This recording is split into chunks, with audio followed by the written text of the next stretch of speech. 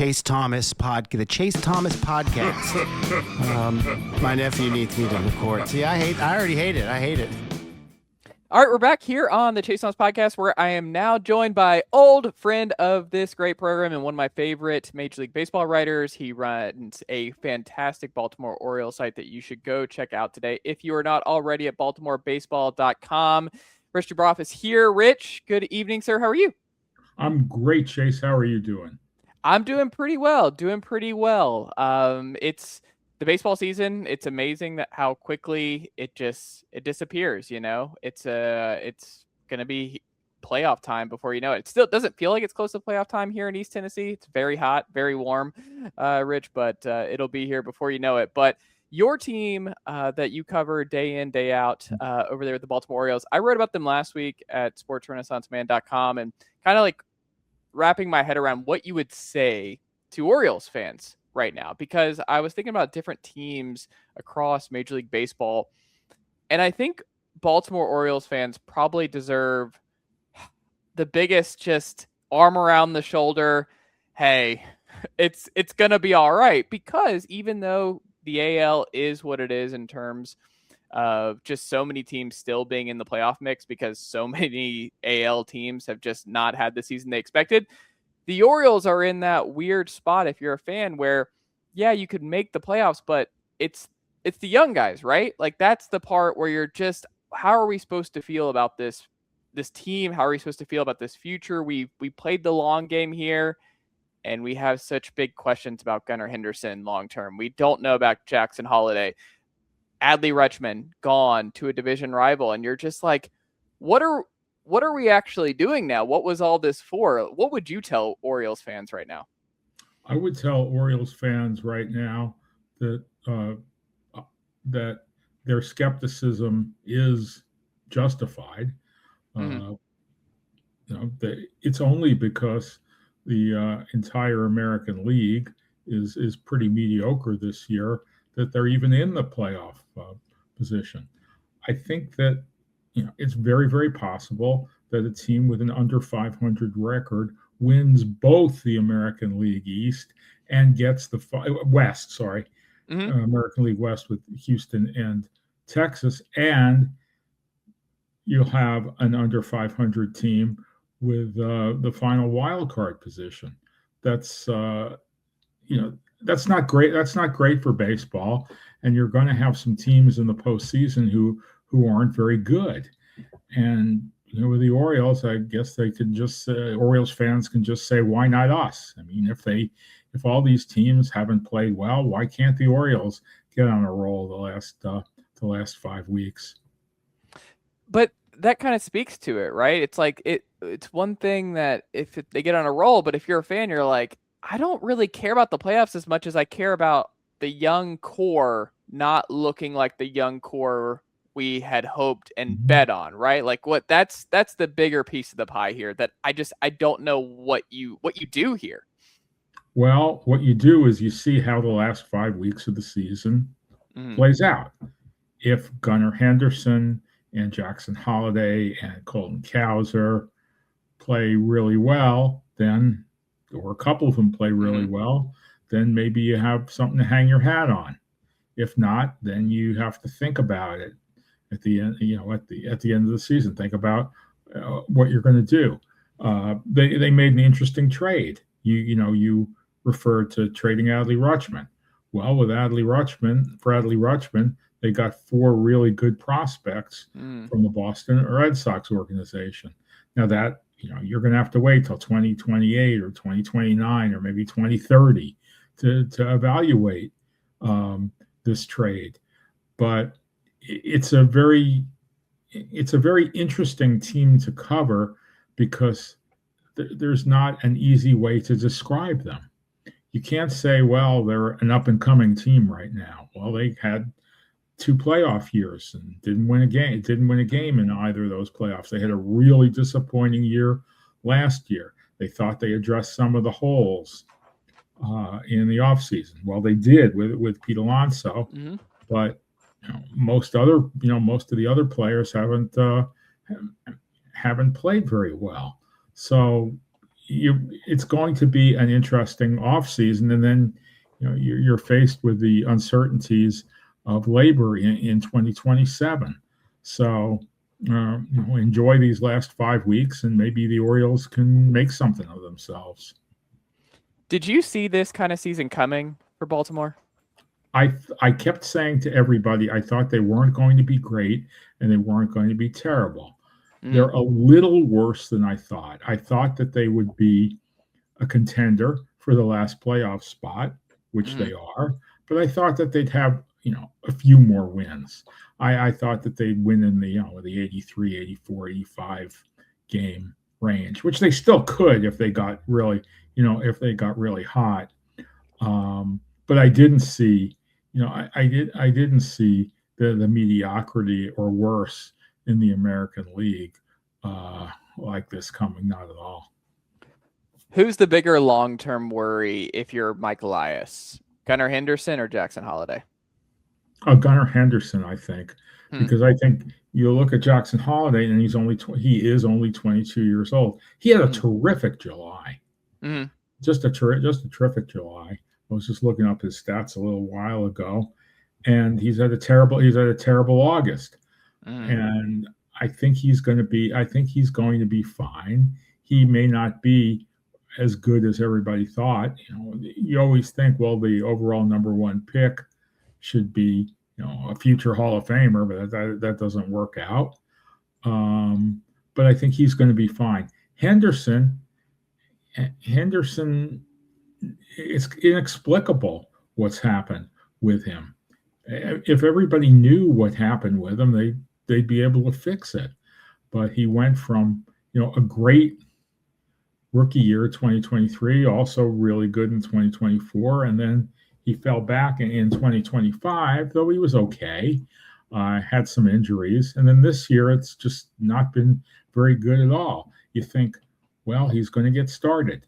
He has a 2 or 3 hit game and think, okay, well, he's going to get started. A couple of weeks ago, he had multi-hit games in 2 games. Well, he's going to get started, but he hasn't. He keeps getting stuck right around 220 or so, and that's not good enough. In your opinion, should the Orioles move forward Mike Elias in the winter? Well, I asked David Rubenstein at Kyle Bradish's extension about did he have confidence in Mike Elias, that Mike Elias was the guy who was going to continue to be the guy to shape the future of the franchise.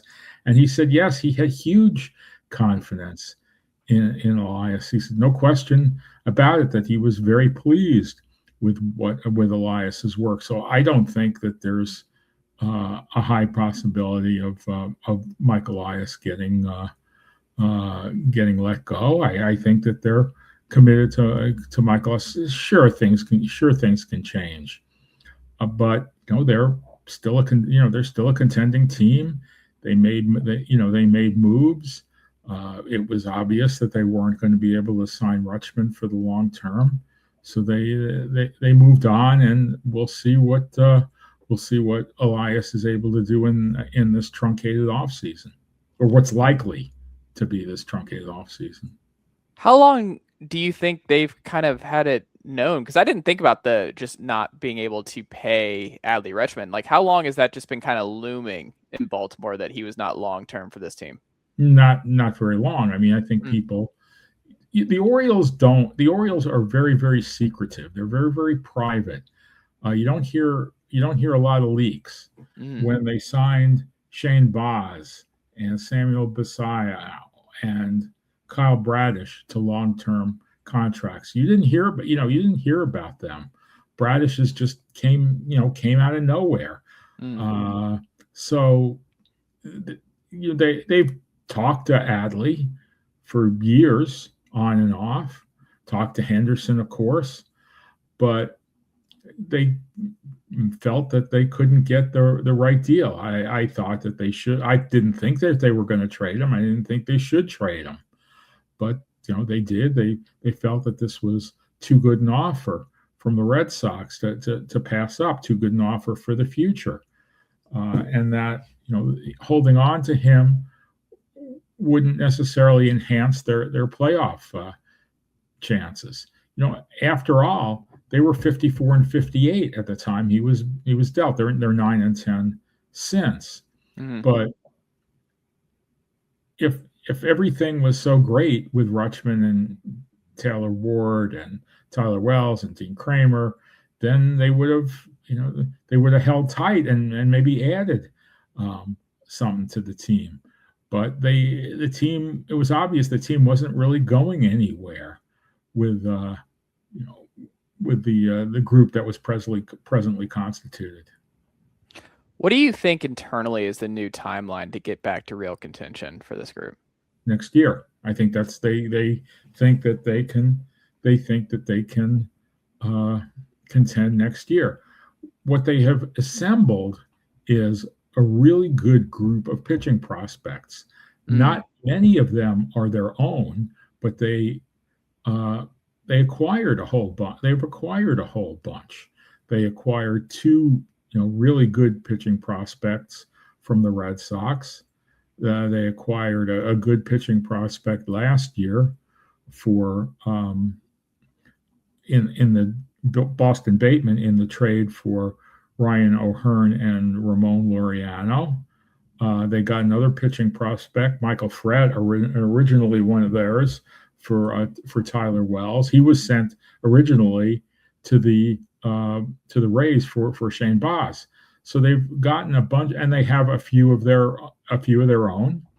JT Quinn, Luis DeLeon, Joseph Giroux, Caden Hunter. They're all their top prospects. So they have all these really good pitching prospects, and not all of them are going to make it, but some of them could be packaged to get players that they need. I mean, they need more. They need more outfielders. They need more and better outfielders. They need some better bullpen arms. So they are thinking that 2027 should be a year of contention for them. Of course, they thought that this year should be a year of contention, and in a bizarre way, it is. Do you think payroll goes up this winter? Well, I guess it could. I don't know that they're aiming to make the payroll higher. I don't know that they're not aiming to make the payroll higher. I mean, the payroll right now, or a few weeks ago, I actually have not checked it recently, but the payroll was in the middle of Major League Baseball. For a market this size, that's really good. I mean, they're right around, they're right around league average when it comes. And for a market that's the size of Cincinnati or Milwaukee or Kansas City, which is really what Baltimore is, that's that's pretty good. They're not going to be the Dodgers or the Yankees or the Mets or the Cubs or the Phillies. That's just not. I just don't see that happening. But I don't see that. I don't see payroll as being a big issue here, because it really went up with the new ownership. So we'll see what happens. And also, we have, as I've said before, we have the labor issue that could be coming along. You wrote about Trey Mancini. He retired. A great story, not just with the cancer fight, but that was such a big, inspiring part of his journey at such a young age. And a great player, great O. What was your favorite part about writing about Mancini and covering him as a person and player? Trey Mancini was not the best player that I ever covered. He was the best person that I ever covered. I never saw Trey Mancini be rude to anybody. I saw him always answer every question thoughtfully, even not ones that weren't very good. He's a very, very grounded and polite person, and he was this way before this awful cancer struck him, and he was like that during it, and he's like it after it. So I think that it was it was great covering him. I really admired him, and I know everybody, everybody did. And I don't know what he's going to do now. Maybe some broadcasting. So, and maybe you'll go over to Nashville and visit him. So, he's just a terrific guy. Which former O do you think would be the best color analyst that isn't in baseball media? I think Trey would be good. I think I think Adam Jones would be great. Adam Jones works for the ball club, right? Now. He's done a little broadcasting, I think, on MLB Network, but he lives in Spain and he's not around a lot. He would be great.